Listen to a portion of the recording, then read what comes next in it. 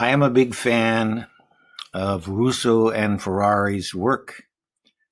They have a separate website devoted to DAX patterns. I love DAX patterns, but I find their explanation of the patterns can be a little dense. So when I had a chance to try out a new tool, this is called Roam Research. It's a kind of a note-taking wiki. More about that later. I used it to start laying out some of the information about the different patterns. Patterns have levels, and I thought, well, I'll start with a level 1 pattern. So I might as well start simple and work up. So here is parameter table. And one of the things I did was I went through their example page, and I picked out all the functions, the DAX functions that are used in their explanation of the pattern.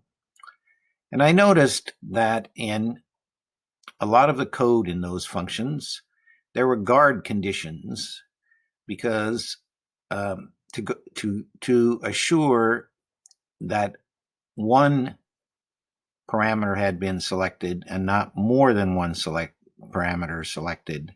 Let's look at an example in DAX. So here is a slicer, and you can select one value in it, or you can select, if you hold down Control, 2 values, or you can have no values selected. So if you write a measure that tries to read the value, the parameter value, off of a slicer like this, you have to put in guard conditions to assure that some value is selected and to also assure that only one value is selected. While I was working on this, I realized that DAX now supports a single value selector. In the formatting menu, there's an item called selection controls, and you can set the slicer to single select. This means that only one value at a time can be selected, and one value is always selected, even when the report is first opened. So if you use this kind of slicer set to single select, you would not need to write the guard conditions into your DAX measures, and your code could just assume that if it referred to the value in the slicer, there would always be just one selection. While I was on measures, I decided that I might as well push a little bit more, so I made a sample table. Here it is. And I created 2 slicers by dragging fields from the table onto the slicer.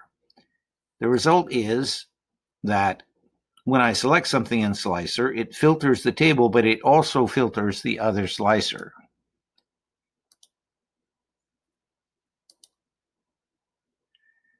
Next, I created 2 small dimension tables and connected them to the table that my temp table for illustration. And I created slicers based on the values in those dimension tables.